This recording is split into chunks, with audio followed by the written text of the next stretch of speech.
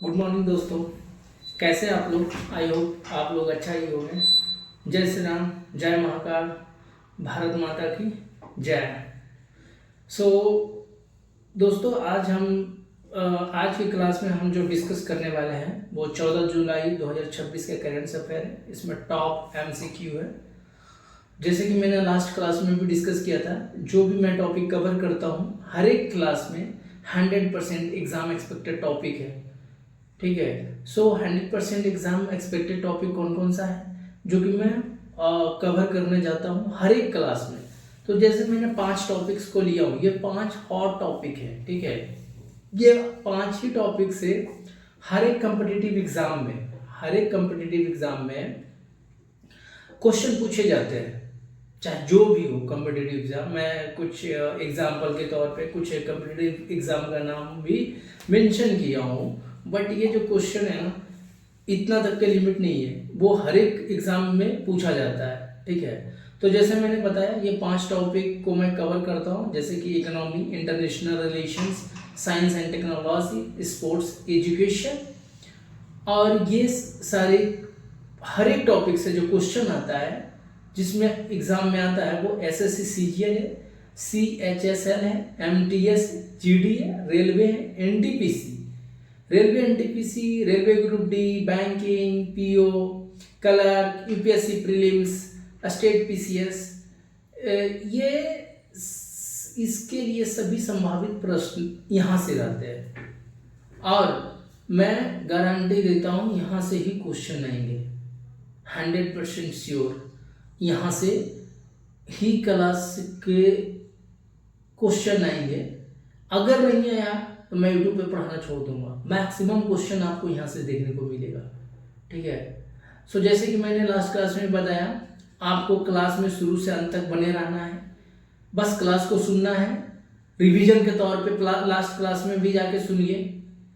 लिखने की कुछ भी ज़रूरत नहीं है, हम हर नोट्स आपको फ्री ऑफ कॉस्ट प्रोवाइड करूंगा।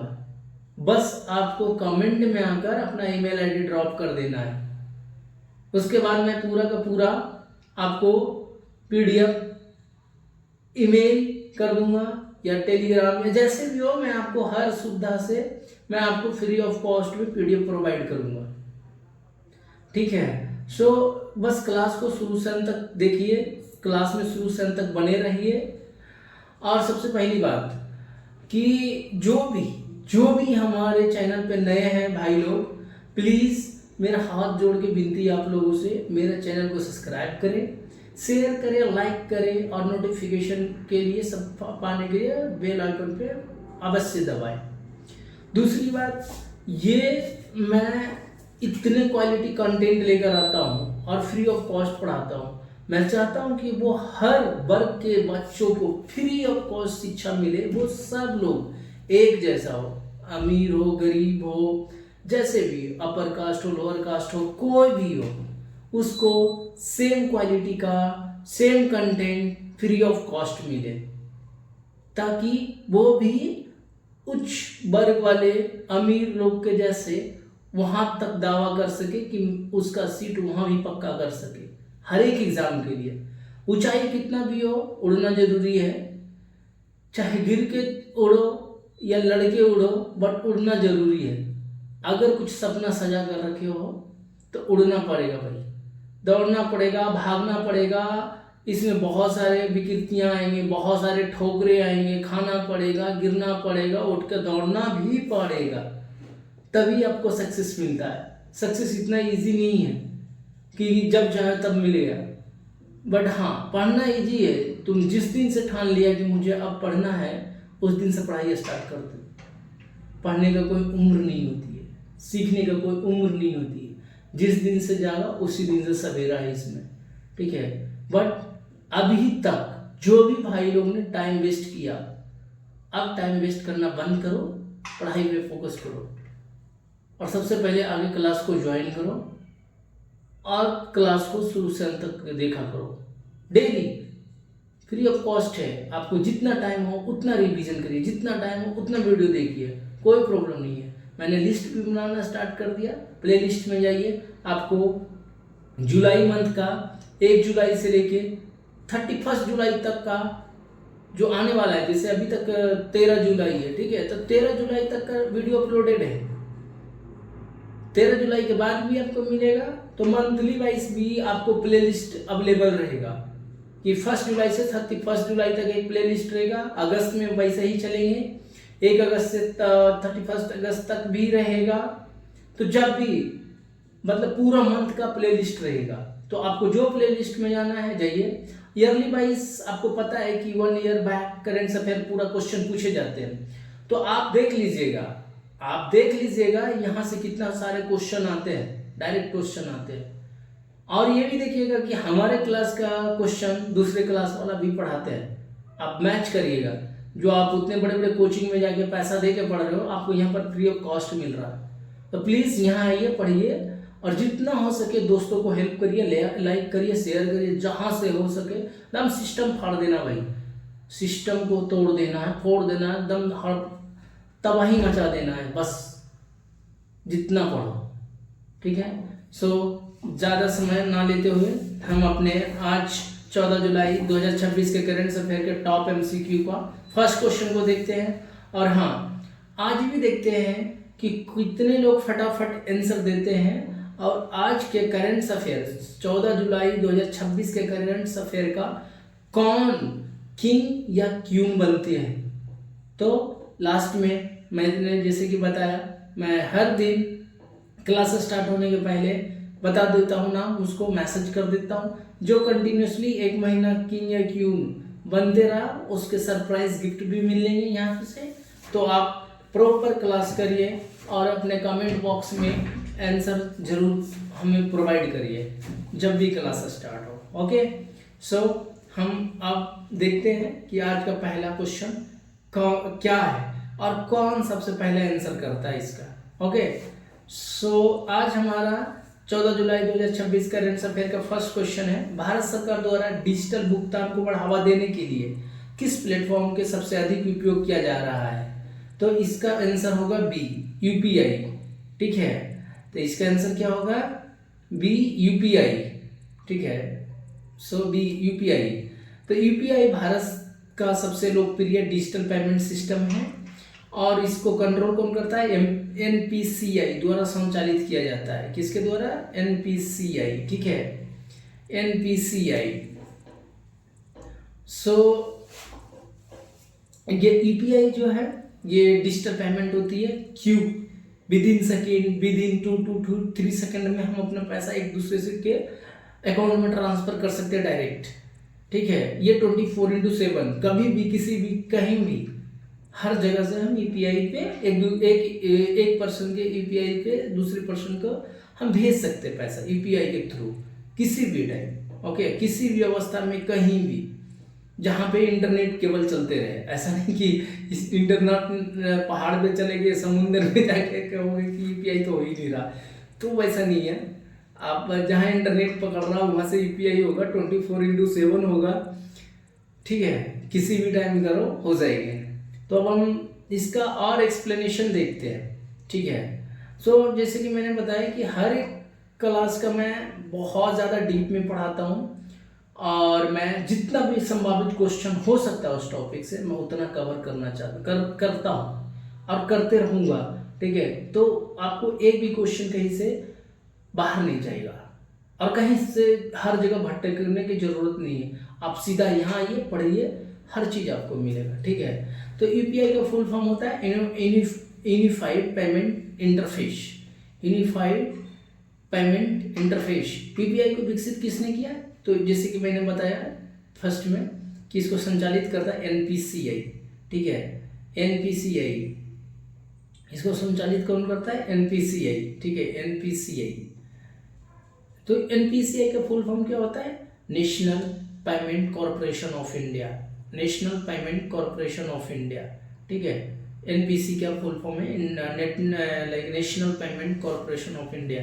NPC क्या स्थापना कब हुई थी? तो 2008 में हुई है, ठीक है। तो ये सब क्वेश्चन आएंगे, स्थापना क्या है, फुल फॉर्म क्या है, NPCI किसको संचालित करता है या UPI को कौन संचालित करता है, यूपीआई का शुरुआत कब हुआ, ये सारे क्वेश्चन आएंगे।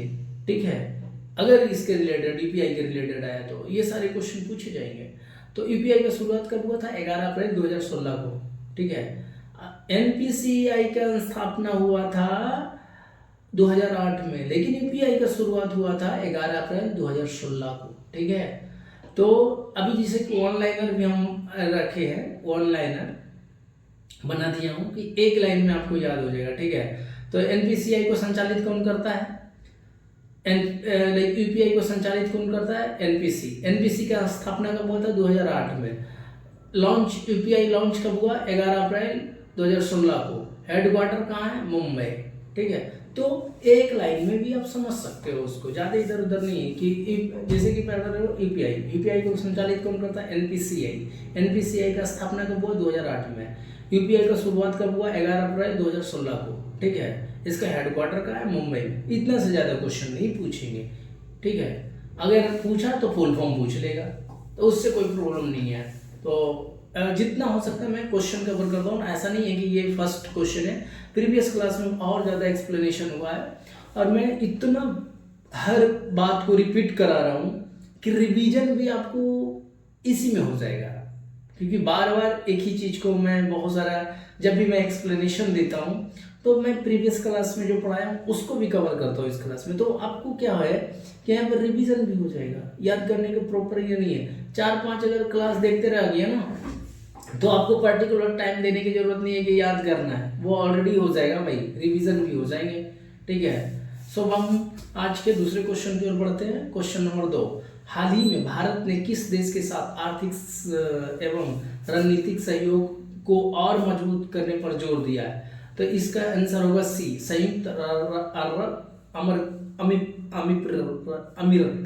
ठीक है, अमीरत, तो यूएई, यूएई। ठीक है, option number C, option number C. ठीक है, संयुक्त अरब अमीरात। ठीक है, यूएई। भारत यूएई के बीच व्यापार, निवेश और ऊर्जा सहयोग का लगातार बढ़ा रहा है। ठीक है, क्या बढ़ा रहा है? निवेश, इन्वेस्टमेंट, व्यापार और ऊर्जा सहयोग, तीन चीजों को कंटिन्यूसली। तो ये क्वेश्चन अगर आया कि भारत और यूएई के बीच का जो समझौता वो किस चीज पे जोड़ दिया जा रहा है, किस उसका मुख्य उद्देश्य क्या है? तो व्यापार, निवेश एंड ऊर्जा सहयोग। ठीक है, सो अब ये देखते हैं कि इसका राजधानी कहाँ है? Abu Dhabi. मुद्रा क्या है? एईडी। ठीक है, राष्ट्रपति कौन सा है? प्रेसिडेंट वहाँ का भी कौन सा है? शेख मोहम्मद बिन जायद अल नहयान। ठीक, सो भारत और UAE CEPA comprehensive economic partnership agreement जो कब किया गया है? भारत और यूएई एक एग्रीमेंट साइन किया है जिसका नाम है CEPA comprehensive economic partnership agreement, जो कब साइन किया गया था? एग्रीमेंट हुआ है 1 मई 2022 को। 1 मई 2022 को कब हुआ है? 1 मई 2022 को। ठीक है, मतलब 1 मई 2022 से सीईपी लागू हुआ है। तो जैसे कि पूछेगा कि भारत और ये क्या मतलब साइन किया, तो सीईपी इसको लागू कब हुआ था? 1 मई 2022 को। ठीक है, यूएई का सबसे बड़ी सिटी कौन है? दुबई, जो कि सब लोग को पता है। दुबई सबको जाना एक ड्रीम होता है, बहुत अच्छी सिटी है। ठीक है, भारत और यूएई के बीच व्यापार, ऊर्जा, निवेश, फिनटेक सहयोग लगातार बढ़ रहा है। ठीक है, I2U2 समूह के सदस्य है भारत, यूएई, अमेरिका और इजराइल। ठीक है, तो इसमें भी क्वेश्चन आपको पूछा जा सकता है। आपको यहाँ पे भी क्वेश्चन पूछा जा सकता है। क्या पूछा जा सकता है कि I2U2 समूह के मतलब ग्रुप के सदस्य कौन कौन सा देश है? तो भारत, यूएई, अमेरिका, इजराइल। ठीक है, सो यूएई पश्चिम एशिया, मिडिल ईस्ट में भारत का प्रमुख व्यापारिक साझेदार है। ठीक है, जो यूएई है पश्चिम एशिया, मिडिल ईस्ट में भारत का प्रमुख व्यापार का साझेदार है। ठीक है, जो कि मैं यहाँ पर देखो वन लाइनर में भी मैंने बताया है कि अभी इसका यूएई के साथ हुआ है साइन। ठीक है। इसका राजधानी कहाँ है? Abu Dhabi. इसका करेंसी की क्या है? AED। और इस कौन सा मेम्यू को मतलब एग्रीमेंट पर क्या था इसका नाम? CEPA। कब साइन हुआ? 1 मई 2022 को। और भारत और UAE भी I2U2 ग्रुप का सदस्य है, ठीक है, मेंबर है। तो वन लाइनर में भी मैंने समझाने का ट्राई किया कि वन लाइन में भी आप समझ सकते हो, बस एक लाइन याद करो आपको पूरा मिल जाएगा। आज का मैं तीसरे क्वेश्चन की ओर बढ़ता हूँ। ग्रीन हाइड्रोजन मिशन का मुख्य उद्देश्य क्या है? तो इसका भी ऑप्शन होगा आपका बी, ठीक है। ग्रीन हाइड्रोजन मिशन का मुख्य उद्देश्य क्या है? तो ऑप्शन नंबर बी, स्वच्छ ऊर्जा को बढ़ावा देना। क्या है? स्वच्छ ऊर्जा को बढ़ावा देना, ठीक है।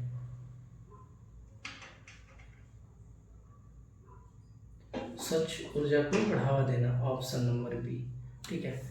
मतलब कि ये क्या है? नेशनल ग्रीन हाइड्रोजन मिशन की शुरुआत कब हुई थी? 4 जनवरी 2023 को। 4 जनवरी 2023 को, ठीक है। ग्रीन हाइड्रोजन का मिशन का शुरुआत कब हुआ था? 4 जनवरी 2023 को। अनुमोदन अप्रूव्ड बाय केंद्रीय मंत्रिमंडल। किसने अप्रूव किया था ग्रीन हाइड्रोजन मिशन को? इंडियन कैबिनेट, केंद्रीय मंत्रिमंडल, ठीक है। किसने साइन अप्रूव किया था? केंद्रीय मंत्रिमंडल, ओके। इसका शुरुआत कब हुआ था? 4 जनवरी 2023 को।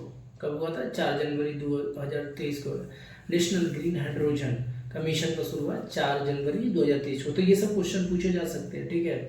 अगर डेट वाइज, तो मैं डेट वाइज क्यों लिखता हूँ? क्योंकि सबसे ज़्यादा क्वेश्चन डेट वाइज पे ही पूछे जाते हैं, ओके। इसका कुल बजट कितना है? बजट भी पूछा जा सकता है कि ग्रीन हाइड्रोजन मिशन जो है कितने का है? तो 19,444 करोड़, 19,744 करोड़। कुल कितने बजट है? 19,744 करोड़। मुख्य उद्देश्य क्या है इसका? भारत को ग्रीन हाइड्रोजन का ग्लोबल हब बनाना, नेट जीरो कार्बन इमिशन के लक्ष्य में योगदान। ग्रीन हाइड्रोजन का उत्पादन रिन्यूएबल एनर्जी सोलर विंड से किया जाता है। ग्रे हाइड्रोजन प्राकृतिक गैस है, नेचुरल, जैसे कि ये है ना कि ग्रीन हाइड्रोजन है जो रिन्यूएबल एनर्जी है, किससे प्रोडक्शन किया जाता है? इसको प्रोड्यूस किया जाता है सोलर और विंड से किया जाता है। ग्रे हाइड्रोजन क्या है? प्राकृतिक गैस है, गैस से बनती है, इसमें CO2 उत्सर्जन होता है, जो ग्रे हाइड्रोजन है, ठीक है। Green hydrogen, grey hydrogen, blue hydrogen, 3 type के हाइड्रोजन है, ठीक है। तो ग्रीन हाइड्रोजन क्या है? 0% कार्बन एमिशन है, नेट जीरो कार्बन एमिशन है, ठीक है। इसका रिन्यूएबल एनर्जी है, सोलर विंड से बढ़ता है। ग्रे हाइड्रोजन क्या? प्राकृतिक गैस, नेचुरल गैस है, जो CO2 से, इसमें CO2 उत्सर्जित होता है, ठीक है। तो यही डिफरेंस है। अगर क्वेश्चन कंफ्यूज करने के लिए दिया आपको, तो यही डिफरेंस है इसमें कि ग्रे हाइड्रोजन जो है एक नेचुरल गैस है, ठीक है, नेचुरल गैस से बनती है। ग्रीन हाइड्रोजन जो है ग्रे हाइड्रोजन जो है नेचुरल गैस से बनती है, इसमें CO2 का उत्सर्जन होता है। लेकिन ग्रीन हाइड्रोजन जो है रिन्यूएबल एनर्जी है, सोलर या विंड से किया जाता है, इसमें 0% कार्बन उत्सर्जित होता है।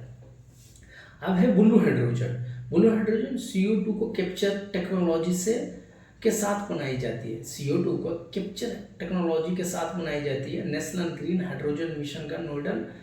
तो इसका क्या है कि ग्रे हाइड्रोजन नेचुरल गैस से बनती है जो CO2 को उत्सर्जित करता है। ब्लू हाइड्रोजन जो है जो CO2 इमिशन होता है उसको कैप्चर करके टेक्नोलॉजी के साथ बनाई जाती है, ठीक है, ब्लू हाइड्रोजन। तो ये 3 क्वेश्चन में से कंफ्यूज करने के लिए आपको आ सकता है कि ग्रीन हाइड्रोजन का मिशन मतलब कि रिन्यूएबल एनर्जी के साथ या सोलर या विंड से कौन सा हाइड्रोजन उत्पादन किया जाता है? तो green hydrogen, grey hydrogen CO2 एक प्राकृतिक गैस है जो कि CO2 को उत्सर्जित करता है। ब्लू हाइड्रोजन क्या होता है? जो CO2 को उत्सर्जित करते हैं ना उसको कैप्चर करके टेक्नोलॉजी से बनती है, ठीक है। तो इसका मंत्रिमंडल क्या है? तो MNRE, ministry of new and renewable energy, ठीक है। तो अब मैं एक लाइन में भी इसको लगा कर रखा हूँ कि एक लाइन में इसका क्या क्या है कि ग्रीन हाइड्रोजन 2023 में, ठीक है, 2023 में इस मिशन को शुरुआत किया गया है। इसका कुल लागत है 19,744 करोड़। ये MNRE मिनिस्ट्री के अंदर आता है। इसका टारगेट है net zero, like carbon emission zero and renewable energy, ठीक है। तो मैंने एक लाइन में भी कवर किया हूँ, ठीक है। अब हम बढ़ते अपने नेक्स्ट क्वेश्चन की ओर। हमारा क्वेश्चन 4 है, निम्न में से कौन सा संगठन भारत का अंतरिक्ष अनुसंधान का संस्थान है? तो ये है ISRO, option C, ISRO option C, ठीक है। इसरो का स्थापना कब हुआ है? 15 अगस्त 1969 में, 15 अगस्त 1969 में। कौन स्थापन किया, मतलब स्थापन कौन किया था इसका? पंडित जवाहरलाल नेहरू। मुख्यालय कहाँ है इसका? बेंगलुरु कर्नाटक। हेडक्वार्टर कहाँ है? बेंगलुरु कर्नाटक। इसको स्थापना मतलब स्थापित कौन किया था? 1969, 15 अगस्त 1969 में पंडित जवाहरलाल नेहरू ने किए थे, ठीक है। तो इसका अनुसंधान स्थान कौन है? इसरो, ठीक है। सो संस्थापक फाउंडर कौन था इसका? मतलब कि उस टाइम 1969 में पंडित जवाहरलाल नेहरू उस टाइम का प्राइम मिनिस्टर थे, ठीक है। और उसको फाउंडेड कौन किया था? डॉक्टर विक्रम साराभाई। डॉक्टर विक्रम साराभाई भारतीय अंतरिक्ष कार्यक्रम का जनक भी इसे कहते हैं। भारतीय अंतरिक्ष कार्यक्रम का जनक कहा जाता है। नोडल मंत्री क्या है? Department of space, DOS। ISRO का आदर्श वाक्य क्या है? Space technology in the service of the human kind.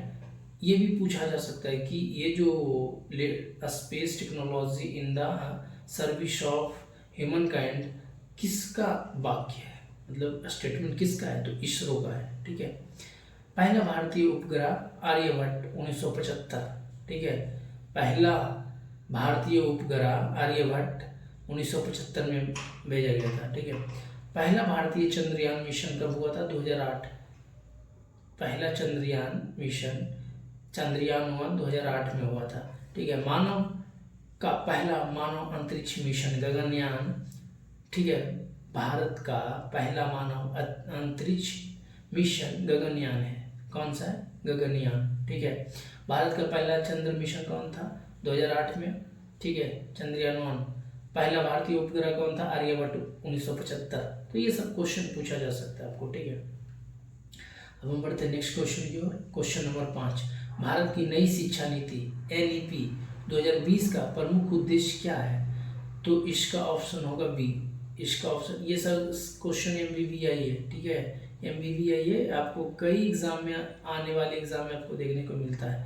तो इसका ऑप्शन होगा बी। इसका ऑप्शन क्या है? बी, ठीक है। कौशल आधारित शिक्षा को बढ़ावा देना, ठीक है। तो नई नीति, शिक्षा नीति NEP लागू हुई है 29 जुलाई 2020। कब लागू हुई है? 29 जुलाई 2020 को। NEP कब लागू हुई है? 29 जुलाई 2020 को। NEP 2020 ने 1986 राष्ट्रीय शिक्षा नीति का स्थान लिया है। राष्ट्रीय शिक्षा नीति का स्थान लिया है, ठीक है। NEP 2020 ने 1986 के राष्ट्रीय शिक्षा नीति का स्थान लिया है, ठीक है। तो भाई ये देख, ये है मोदी सरकार, ये बस दूसरे वाला काम को ओवरलैप करना है, मतलब कि इनवलप लगाना, रैपर बनाना, रैपर करना, बस उसी को काम को मॉडिफाई करना, नया कुछ भी नहीं करना। अभी बताओ, आपने 29 जुलाई 2020 को एक नई शिक्षा नीति लाया, ठीक है। तो जब शिक्षा नीति पर आप इतना जोर दे रहे हो, एजुकेशन सिस्टम पे इतना जोर दे रहे हो, तो 5,000 4,000 कुछ स्कूल क्यों बंद कर दिया? कॉलेजेस 4000 कुछ कॉलेजेस भी बंद हो गए। AICTE का ये डेटा है। तो आप कॉलेजेस बन रहे हो, सब कर रहे हो, सरकारी स्कूलेस बंद कर रहे हो, तो क्या चाहते हो कि एजुकेशन, पूरा जो एजुकेशन है हाई हो जाए, या ये चाहते हो कि आपका एजुकेशन खराब रहे ताकि आपके जो अंगभक्त, जो हिंदू रक्षा दल, गौ रक्षा दल के नाम पे अपना रोटियां सेकते हैं, उसके बदौलत ही खाना खाते हैं? तो क्या आप वो चाहते हो हर जनता वही करे हैं? इसलिए पूरा एजुकेशन सिस्टम को खत्म कर दिए। आपका एक भी ऐसा एग्जाम नहीं है जिसमें पेपर लीक ना हो रहा। तो जो अमीर है जो पैसा दे रहा है बस उसका बेटा ही जॉब करेगा, जो आपके सिस्टम में है। क्योंकि हम लोग तो उतना पहुंच वाले हैं नहीं, हमारे पास तो पैसे हैं नहीं, तो हम तो नहीं आएंगे ना। क्योंकि पेपर लीक हो रहा, उसको मिल गया पेपर, वो ज़्यादा मार्क्स लाएगा, हम तो जाएंगे नहीं, क्योंकि हम तो मेरिट से जानना चाह रहे हैं। बट यही है ना, एजुकेशन सिस्टम पूरा खराब है। आप नीतियाँ लाओ, फीतियाँ लाओ, कोई फर्क नहीं पड़ता है, क्योंकि आपने एजुकेशन सिस्टम खत्म कर चुके हो। ठीक है, तो बट ठीक है, डिमोटिवेट नहीं होनी है, हमें फाइट करनी है और जीतना है। हम फाइटर हैं, ठीक है, हम लड़ेंगे और जीतेंगे भी। स्कूल की शिक्षा का नया ढांचा क्या है? 3-5-3-4 NEP 2020 का मुख्य उद्देश्य कौशल आधारित, बहुभाषी और समग्र होलिस्टिक शिक्षा को बढ़ावा देना।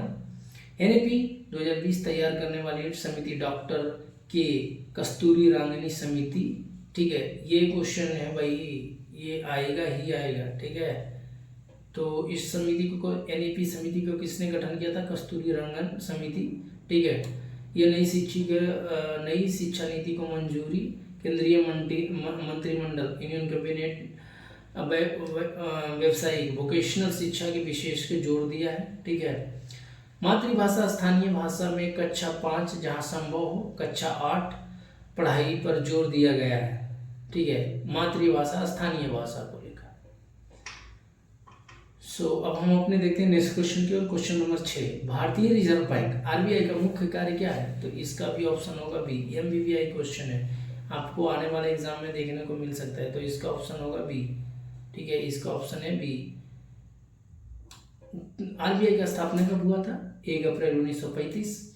राष्ट्रीयकरण कब किया गया था? 1 जनवरी 1949। इसका मुख्यालय कहाँ है? मुंबई, महाराष्ट्र में। ठीक है, RBI का भारत का केंद्रीय बैंक है, central bank of India. RBI जो है केंद्रीय बैंक है ये। RBI का स्थापना एक्ट 1934 के तहत हुई है। RBI का मुख्य कार्य मौद्रिक नीति को बनाना, मुद्रा जारी करना, 1 रुपया का नोटों को, सिक्कों को छोड़कर तथा महंगाई को नियंत्रण करना। 1 रुपया का नोट RBI नहीं छापता है। RBI का 1 का नोट वित्त मंत्रालय मिनिस्ट्री ऑफ फाइनेंस जारी करता है। तो ये सब डिफरेंसेस आपको याद रखनी है। ठीक है, कि 1 रुपया का सिक्का कौन छापता है, उसको जारी कौन करता है, बड़े नोटों को जारी कौन करता है, RBI क्या करता है, तो इस सारी चीज़ों को आपको याद रखना है। ठीक है, RBI का प्रतीक है इम्ब्लेम, ताड़ के पेड़ के सामने बाघ। ठीक है, इसका प्रतीक क्या है? इम्ब्लेम, ताड़ के पेड़ के सामने बाघ। ये है इसका, ये क्वेश्चन पूछा जा सकता है, ये सब डीप क्वेश्चन है। RBI का प्रतीक ताड़ के पेड़ के सामने बाघ। ठीक है, तो ये सारे क्वेश्चन पूछा जा सकता है आपसे, तो इसलिए आप याद रखिएगा। आने वाले एग्जाम में आपको देखेंगे अगर क्वेश्चन, तो ये सब टाइप के क्वेश्चन मिलता है। और ये जो क्वेश्चन है ना, ये करंट अफेयर नहीं है या स्टैटिक जीके टाइप के है। ठीक है, ये स्टैटिक जीके है। ठीक है, तो ऐसा नहीं है कि केवल करंट अफेयर है, स्टैटिक जीके भी इस पे इंक्लूडेड है। अब हम पढ़ते अपने नेक्स्ट क्वेश्चन की ओर। क्वेश्चन नंबर 7, ब्रिक्स समूह में निम्न में से कौन सा देश शामिल है? तो इसका ब्राजील, ऑप्शन बी ब्राजील। ठीक है, अभी हम इसका डिटेल्स देखेंगे। मैंने लास्ट क्लास में तो बहुत इसका ब्रिक्स के बारे में बताया, फिर भी मैंने इसमें भी एक्सप्लेन किया, क्योंकि मैंने स्टार्टिंग में बताया था कि आपको रिवीजन करने की जरूरत नहीं है, रिवीजन यहाँ से ही हो जाएगा आपको यहाँ से छोड़ के कहीं जाने की जरूरत नहीं है। ठीक है, तो ब्रिक्स का गठन कब हुआ था? 2009 में। ये क्वेश्चन MBBI है। ठीक है, MBBI है क्वेश्चन, ये सारी क्वेश्चन। ठीक है, तो ब्रिक्स का गठन कब हुआ था? 2009 में। पहला शिखर सम्मेलन 71 रूस में हुआ है। ठीक है, रूस में हुआ था। ब्रिक्स का फुल फॉर्म है Brazil, Russia, India, China, south Africa. ठीक है, फुल फॉर्म है उसका, मतलब ये 7 कंट्री मिलके ब्रिक्स का, ये 5 कंट्री है। ठीक है, अभी 5 कंट्री है। ठीक है, Brazil, Russia, India, China, south Africa, ये 5 कंट्री मिलकर इस गठन किया था 2009 में। साउथ अफ्रीका वर्ष 2010 में ब्रिक में शामिल हुआ, ब्रिक में शामिल हुआ, जिसके बाद यह ब्रिक्स बना। पहले साउथ अफ्रीका वर्ष 2019 में 9 में जब गठन हुआ था तो उस नाम इसका ब्रिक था, ठीक है। बट 2010 में जब साउथ अफ्रीका इसमें शामिल हुआ तो इसका नाम ब्रिक्स बना। तो ये सारे क्वेश्चन पूछा जा सकते हैं आपका, ठीक है। ब्रिक्स का मुख्य उद्देश्य है आर्थिक सहयोग, व्यापार, निवेश, बहु ध्रुवीय व्यवस्था को बढ़ावा देना है, ठीक है। तो इसका मुख्य उद्देश्य ये है। तो ये भी जान लीजिएगा कि ब्रिक्स से ब्रिक्स कब बना, ब्रिक का गठन कब हुआ था। तो ये सारे क्वेश्चन आपको आ सकते हैं। सो एनबीडी की स्थापना 2014 में ब्रिक्स के द्वारा किया गया। तो ये भी क्वेश्चन पूछा जा सकता है कि एनबीडी न्यू डेवलपमेंट बैंक की स्थापना कौन संगठन और कब किया। तो ब्रिक्स ग्रुप ने किया था 2014 में। एनबीडी के आई का मुख्यालय कहाँ है, संघाई चाइना में, ठीक है, संघाई चाइना में। तो ये भी क्वेश्चन पूछा जा सकता है आपको कि एनबीडीआई का मुख्यालय कहाँ है, संघाई में। ब्रिक्स के अध्यक्षा चेयरपर्सन हर वर्ष रोटेशन के आधार पर बदलती है। तो ये सब क्वेश्चन आ सकता है, ठीक है, कि ब्रिक्स का अध्यक्षता अस्थायी रहता है या अस्थायी रहता है। तो अस्थायी रहता है, ईयरली बेसिस रोटेशन होता है। 2024 से ब्रिक्स का विस्तार हुआ जिसमें मिस्र, इजिप्ट, इथोपिया, ठीक है, ईरान, संयुक्त अरब अमीरात, ये यूएई और बाद में इंडोनेशिया भी सदस्य बना है, ठीक है। तो ये 2024 में जो पहले 5 कंट्री थे, अभी 3 देश और इसके साथ जुड़ा, मिस्र, इजिप्ट, इथोपिया, ईरान और यूएई, मतलब ये 4 देश इसके साथ अभी जुड़े हैं, ठीक है। ये कब जुड़ा है, 2024 में, ठीक है। एनडीबीआई का डेवलपमेंट 2014 में हुआ था, जो इसका हेडक्वार्टर संघाई है, चाइना में। अब नेक्स्ट क्वेश्चन देखते हैं, क्वेश्चन नंबर 8। हाल ही में भारत और किर्गिस्तान ने सांस्कृतिक सहयोग को बढ़ावा देने के लिए किस केंद्र का शुभारंभ किया है। तो इसका है मानस एवं महाभारत केंद्र। ये भी एमपीवीआई क्वेश्चन है, ठीक है। ये 2 कम्युनिटी का देश एक साथ आके एक सांस्कृतिक सभ्यता को बढ़ावा दे रहा है, जिसका नाम है मानस एवं महाभारत का केंद्र, ठीक है। आंसर है सी। भारत और किर्गिस्तान ने मानस एंड महाभारत का सेंटर की शुरुआत की, जिससे दोनों देशों के बीच सांस्कृतिक एवं शैक्षणिक सहयोग को बढ़ावा मिलेगा, ठीक है। किर्गिस्तान की राजधानी बेसिक है, मुद्रा करेंसी क्या है, केजीएस। मानस किर्गिस्तान का राष्ट्रीय महाकाव्य है, ठीक है। ये सब क्वेश्चन आ सकते भाई, ये सब क्वेश्चन आ सकता है, ठीक है। मानस एवं महाभारत का सेंटर का उद्देश्य भारत और किर्गिस्तान के बीच सांस्कृतिक, शैक्षणिक एवं साहित्यिक सहयोग को बढ़ावा देना। किर्गिस्तान का आधिकारिक भाषा है कागिश एवं रूसी, ठीक है। किर्गिस्तान मध्य एशिया में स्थित देश है।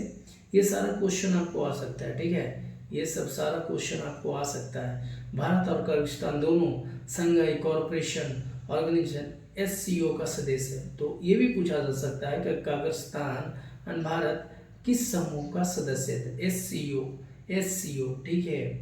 भारत की कनेक्ट सेंट्रल एशिया पॉलिसी के तहत किर्गिस्तान का एक महत्वपूर्ण साझेदार है। किसके महत्वपूर्ण साझेदार है, से कनेक्ट सेंट्रल एशिया पॉलिसी के। तो ये सारा पॉलिसी भी आ सकता है, ठीक है। तो मैंने पूरा का पूरा कवर करता हूँ, पूरा डीप एंड डाइव हिस्ट्री भी देखता हूँ इसका मैं, ठीक है। अब हम बढ़ते अपने नेक्स्ट क्वेश्चन की ओर। Question number 9। ऑस्ट्रेलिया भारत को कौन सी प्राचीन भारतीय धरोहर वापस करने पर सहमति हुआ है, ठीक है, सहमत हुआ है। तो इसका ऑप्शन होगा बी, इसका ऑप्शन होगा बी। 3 तमिलनाडु की प्राचीन मूर्तियां एवं कलाकृतियां। 3 तमिलनाडु की प्राचीन मूर्तियां एवं कलाकृतियां। भाई अभी देख रहे हो कि हमारा जो प्राइम मिनिस्टर हैं और होम मिनिस्टर हैं, दोनों को दोनों तमिलनाडु पे बहुत ज़्यादा रहम कर रहे हैं। पैकेज तो दिए नहीं, डेवलपमेंट में पैसा तो दिए नहीं, लेकिन अब कैसे इमोशनली वहाँ के लोगों को अट्रैक्ट करना है वो नरेंद्र मोदी ने लग गया।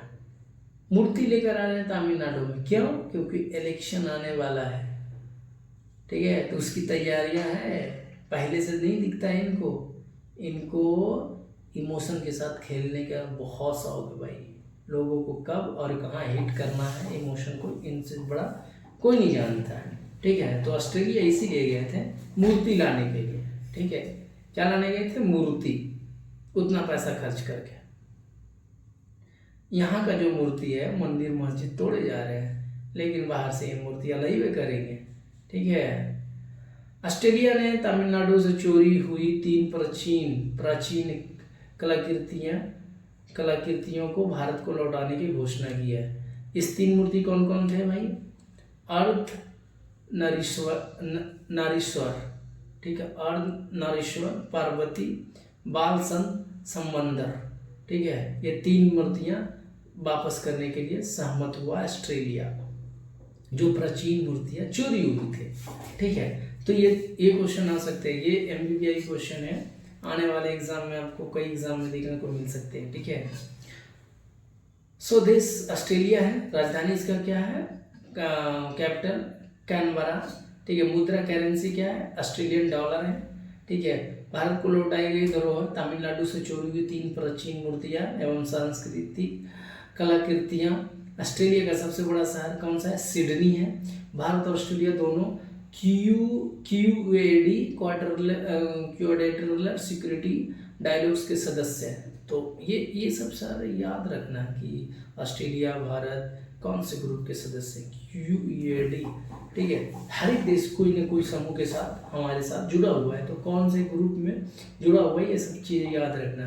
QUAD के सदस्य भारत, ऑस्ट्रेलिया, अमेरिका और जापान है। ठीक है, QUAD का सदस्य कौन कौन है? भारत, ऑस्ट्रेलिया, अमेरिका और जापान। भाई देख, ये ऑस्ट्रेलिया नहीं, अमेरिका और जापान हर एक समूह में मिल जाएगा कहीं ना कहीं घुस के, इसीलिए तो डेवलपमेंट कंट्री है, क्योंकि हर एक समूह में है जहाँ से मेजोरिटी पाके हर कंट्री को ही दबा सकता है। ठीक है, भारत और ऑस्ट्रेलिया के बीच आर्थिक समझौता हुआ, ECTA, economic cooperation and trade agreement हुआ है। भारत और ऑस्ट्रेलिया के बीच क्या समझौता हुआ? ECTA। ठीक है, ECTA, भारत और अमेरिका के बीच ECTA समझौता हुआ है। ठीक है, एग्रीमेंट हुआ है। ये 3 मूर्तियां तमिलनाडु के चोला, ठीक है, चोल काल की दुर्लभ कांस प्रतिमाएं हैं। तो भाई ये भी पूछा जा सकता है कि तमिलनाडु के जो चोल काल की दुर्लभ कौन सा काल का मूर्तियां ऑस्ट्रेलिया ने वापस करने का निर्णय लिया है? तो चोल काल का। इन प्रतिमाओं पर की भारत वापसी संस्कृति विरासत का महत्वपूर्ण उदाहरण है।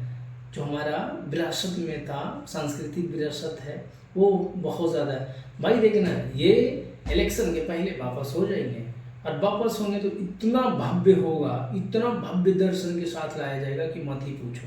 लेकिन जो यहाँ का है, अभी हाल फिलहाल में हम लोग देख रहे थे, यूपी का एक मंदिर, काली मंदिर, बहुत पुरानी काली मंदिर था, जिसको खत्म कर दिया गया। आई बाहर से मूर्ति लेकर आ रहे हैं, उसके बाद देखना कि कितना भव्य स्वागत होगा, गाड़ी, रैली, हर चीज, ताकि शो ऑफ होवे और लोगों को अपनी तरफ वोट के लिए अट्रैक्ट करना। भाई बीजेपी का काम ही है भगवान के नाम पे वोट मांगना।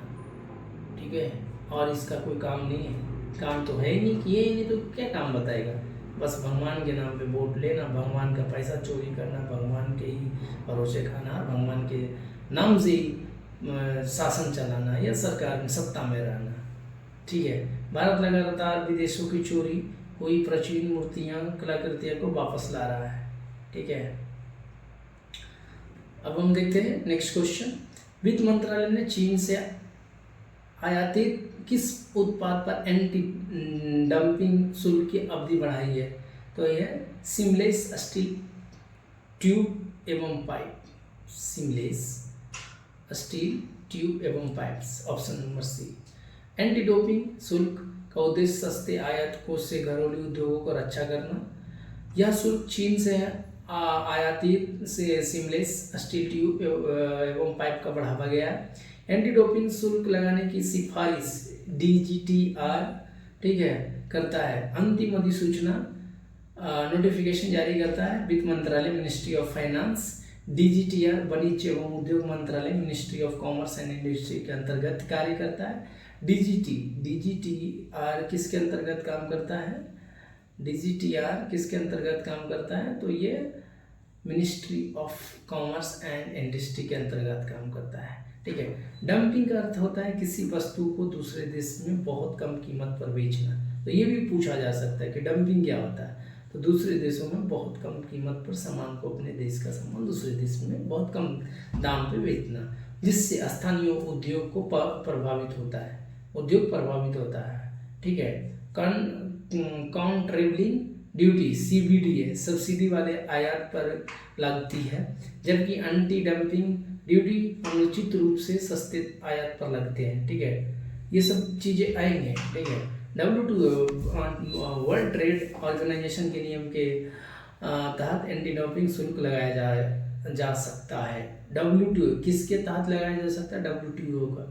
ठीक है। तो ये सब सारे क्वेश्चन आ सकते हैं, तो एकदम आराम से पढ़िए और एक भी क्वेश्चन छूटना नहीं चाहिए, एक भी क्वेश्चन हमारे छूटना नहीं चाहिए। ठीक है, जो हम क्लास में पढ़ा रहे हैं। तो अब हम पढ़ते अपने नेक्स्ट क्वेश्चन की ओर। क्वेश्चन नंबर 11, MSMES गुणवत्ता सुधारना हेतु quality council of India QCI ने किस संस्था के साथ समझौता किया है? तो इसका ऑप्शन होगा बी। इसका ये MBBI क्वेश्चन है। ठीक है, MBBI है ये क्वेश्चन, आपको कई एग्जाम आने वाले एग्जाम में देखने को मिलेगा। किसके साथ किया है? Option number B, NSIC। ठीक है। So QCI quality council of India का स्थापना 1997 में हुआ था। ठीक है। NSIC national small industry corporation की स्थापना 1955 में हुई था। ठीक है। तो MSME की गुणवत्ता सुधारना है तो quality council of India QCI ने किस संस्था के साथ समझौता किया है? तो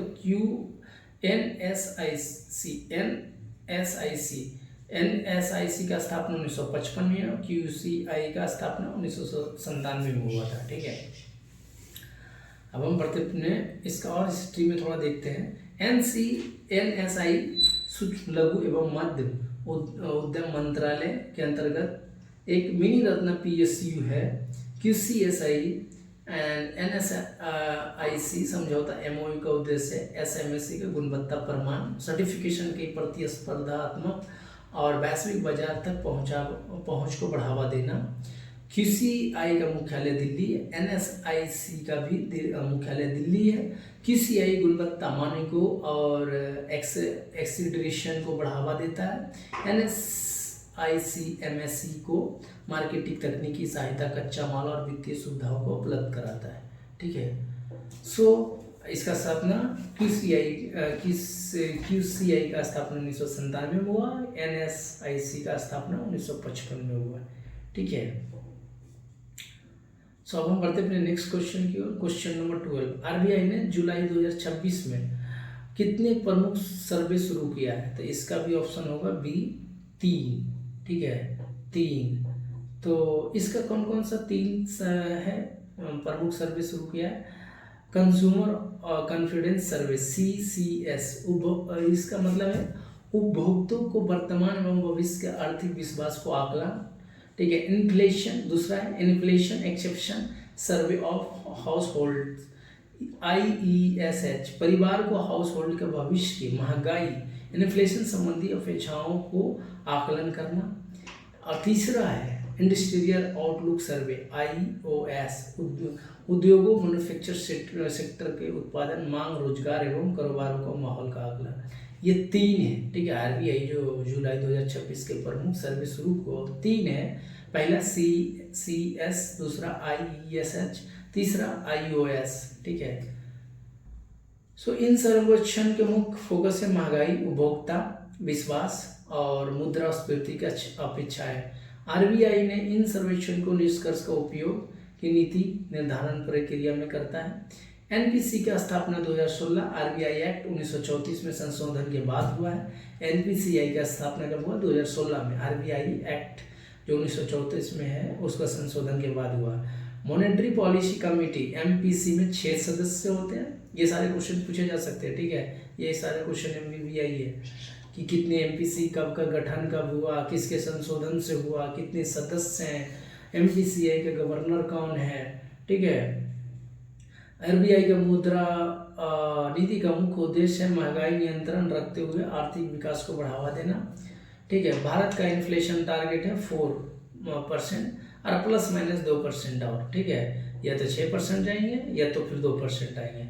RBI ने प्रमुख सर्वे शुरू किया है जिनका उद्देश्य मौद्रिक नीति के लिए विश्वसनीय डेटा एकत्र करना। तो ये भी हो सकता है, ये भी आपको ऑप्शन देखने को मिल सकता है कि RBI का जो सर्वेक्षण शुरू किया है उसका मुख्य उद्देश्य क्या है, तो मौद्रिक नीति को लिए विश्वसनीय डेटा एकमात्र करना, ठीक है। अब हम पढ़ते अपने नेक्स्ट क्वेश्चन की ओर। क्वेश्चन नंबर 13, वैज्ञानिकों ने AI की मदद से किस जीव को ध्वनि का अध्ययन किया है, तो स्पर्म व्हेल, ठीक है। Option number C, option number C. ये क्वेश्चन MBBI है भाई, ठीक है। क्वेश्चन नंबर आंसर है इसका ऑप्शन नंबर सी, MBBI है। आने वाले एग्जाम में आपको देखने को मिलेंगे, ठीक है। सो स्पर्म व्हेल विश्व की सबसे बड़ी दांत वाली व्हेल है। ये क्वेश्चन आ सकता है कि सबसे बड़ी दांत वाली व्हेल कौन सी है, स्पर्म व्हेल, ठीक है।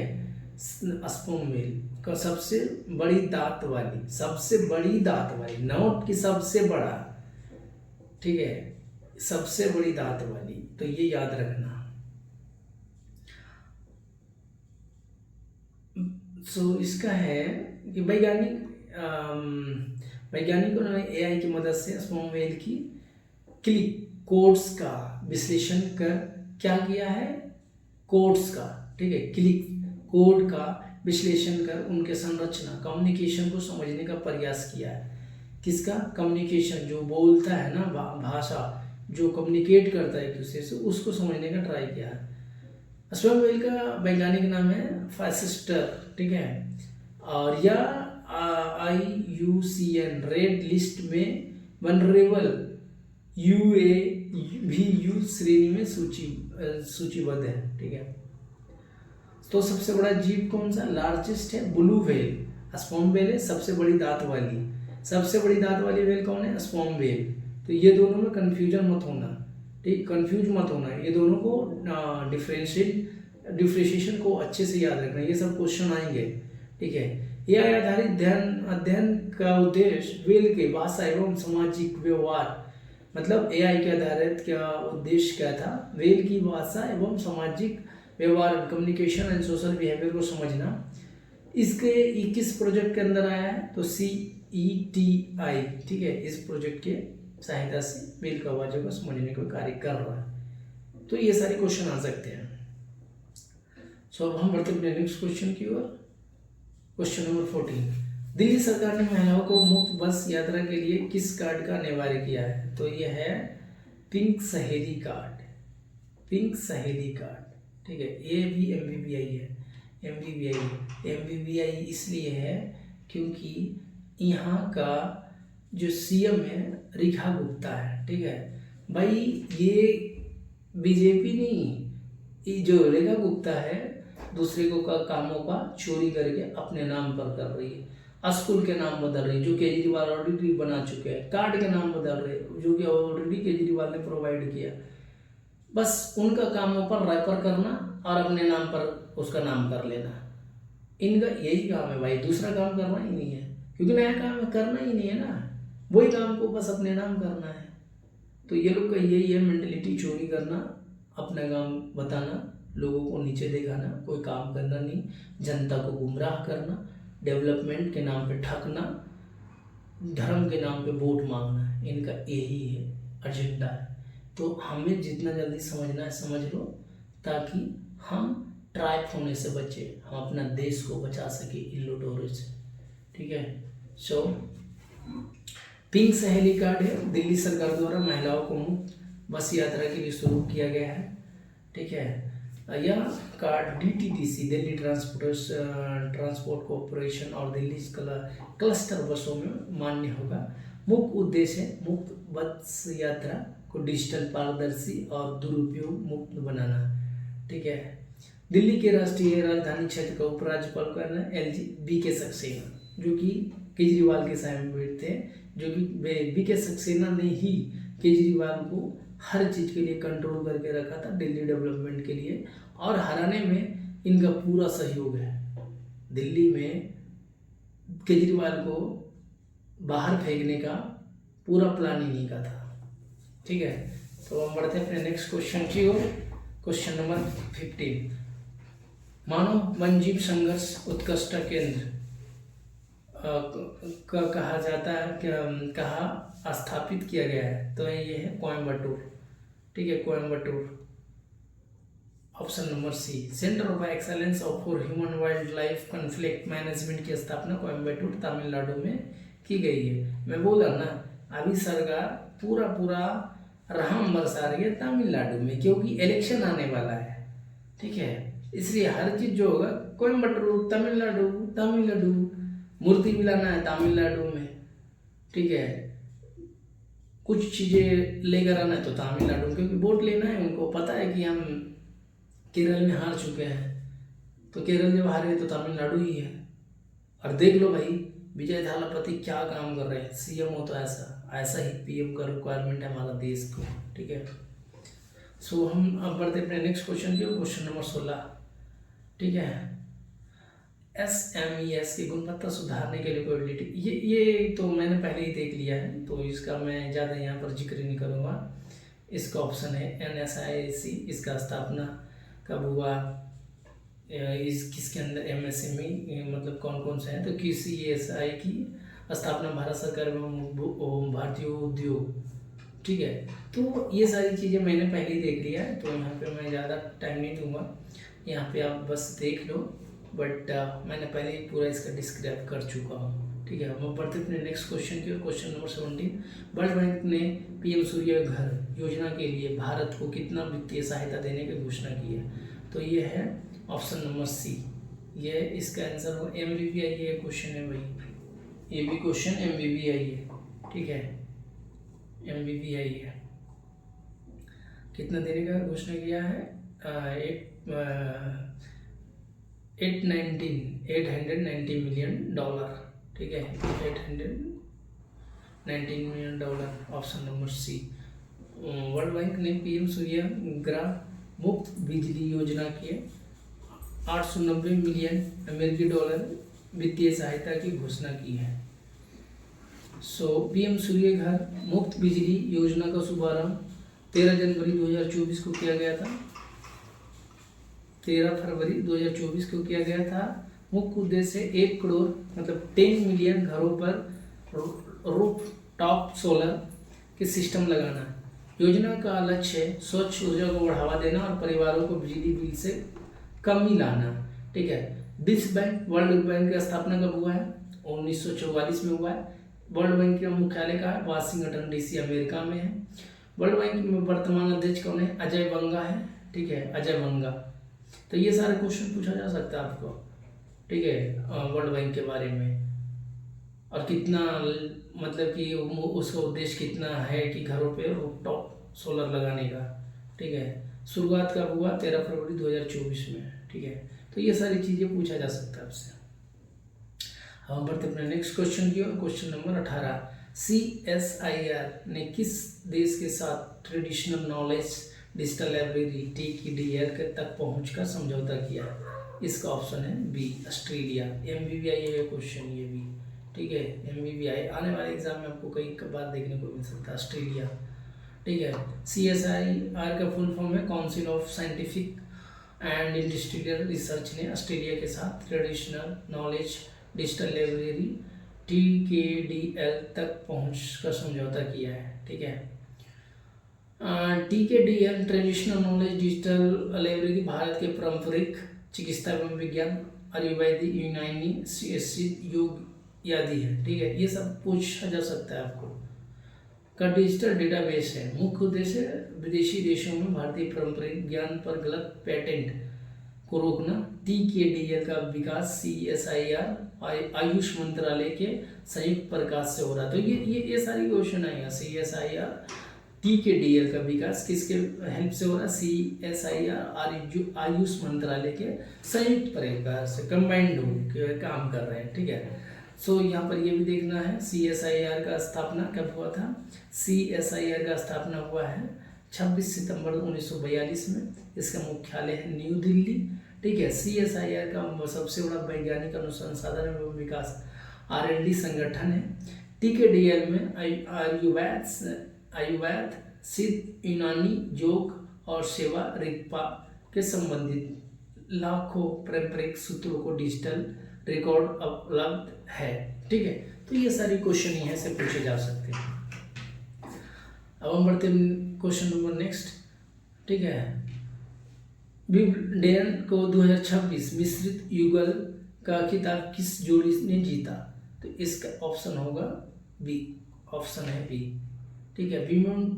विंबलडन विश्व का सबसे पुराना ग्रैंड स्लैम टूर्नामेंट है। ठीक है। ये क्या है? ग्रैंड स्लैम टूर्नामेंट है। ये 2026 में मिक्स्ड डबल चैंपियन जेलेना ओस्टापेंको-लातविया एवं मार्सेलो अरेव्लो एल इसका शुरुआत कब हुआ था? 1877 में। ठीक है। यह टूर्नामेंट घास पर खेला जाता है। किस पे खेला जाता है? घास पे खेला जाता है। ठीक है। इसका आयोजन लंदन, इंग्लैंड, यूके में होता है। कहाँ कहाँ होता है? लंदन, इंग्लैंड, यूके में होता है। ग्रैंड स्लैम क्रमशः ऑस्ट्रेलिया ओपन करता है, French open and Wimbledon US open. ठीक है।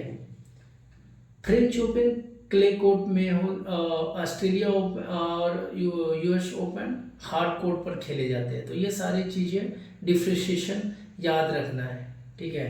इसका ड्रेस कोड क्या होता है? वाइट ड्रेस कोड होते हैं। इसका वाइट ड्रेस कोड होते हैं। तो ये सब चीज़ें पूछा जा सकता है पॉइंट में। ठीक है। अब हम बढ़ते अपने नेक्स्ट क्वेश्चन की ओर। Question number 20। IVF कानूनों को समीक्षा के लिए NCW ने किसकी अध्यक्षता में समिति बनाई है? तो इसका ऑप्शन होगा बी। इसका ऑप्शन है B, justice Asha Menon. Justice Asha Menon. NCW national commission for women IVF in vitro fertilization कानूनों को समीक्षा के लिए जस्टिस आशा मेनन की अध्यक्षता में गठित की गई। तो ये आएगा क्वेश्चन, MBBI है। जस्टिस आशा मेनन के अध्यक्षता में समिति गठन किया गया है जो कि IVF कानूनों को समीक्षा किया जाएगा। ठीक है। IVF का फुल फॉर्म है इन वेट्रो फर्टिलाइजेशन। इन वेट्रो फर्टिलाइजेशन समिति का मुख्य उद्देश्य है आर्ट एवं IVF से जुड़े कानूनों को समीक्षा करना और महिलाओं एवं बच्चों को हित की सुरक्षा सुनिश्चित करना। IVF में निषेचन फर्टिलाइजेशन शरीर के बाहर प्रयोगशाला लैब में कराया जाता है। ठीक है। IVF जो है लैब में कराया जाता है। NCW national commission for women की स्थापना 1931 स्थापना 31 जनवरी 1992 में होता है। 31 जनवरी 1992 में होता है। ठीक है। Surrogacy regulation 2021 art assisted reproductive technology act 2021। ठीक है। अब हम नेक्स्ट क्वेश्चन को देखते हैं। Question number 21। IVF कानूनों की समीक्षा के लिए NCW ने किसकी अध्यक्षता में समिति बनाई है? तो यह है justice Asha Menon. Option B. Option B जो कि मैंने पहले भी देखा था। ठीक है। जस्टिस आशा मेनन। अब हम बढ़ते अपने नेक्स्ट क्वेश्चन की ओर। Question number 22। चीन ने हाल ही में किस गैस का निर्यात पर प्रतिबंध लगाया जो वैश्विक उद्योगों के लिए महत्वपूर्ण है? चीन ने हाल ही में किस गैस को निर्यात पर प्रतिबंध लगाया जो वैश्विक उद्योगों के लिए महत्वपूर्ण है? C. Option C helium. Helium. ठीक है। हीलियम जो पारामीटर में यूज होता है ना, हीलियम गैस ही यूज होता है भाई, जो फीवर नापने के लिए थर्मोमीटर यूज किया जाता है। ये बहुत हैवी मेटल होते हैं जिसको खाने से लोग मर जाता है। ठीक है। अब हम देखते हैं अपने नेक्स्ट क्वेश्चन की ओर। Question number C 23। ICMR के नए परीक्षण में टीबी के नमूनों को परिवहन के लिए किस तकनीक का उपयोग किया गया है? तो है ड्रोन। Option B drone. ठीक है। अब हम अपने नेक्स्ट क्वेश्चन की ओर बढ़ते हैं। Question number 24। भारत के साथ कृषि सहयोग बढ़ाने की इच्छा हाल ही में किसने व्यक्त किया है? भारत के साथ कृषि सहयोग बढ़ाने की इच्छा हाल ही में किसने व्यक्त किया है? तो इसका ऑप्शन होगा सी तालिबान। अफगानिस्तान। तालिबान अफगानिस्तान, पहले अफगानिस्तान था, तालिबान ने उस पर कब्जा कर लिया तो अफगानिस्तान है उसको, ठीक है, ऑप्शन सी।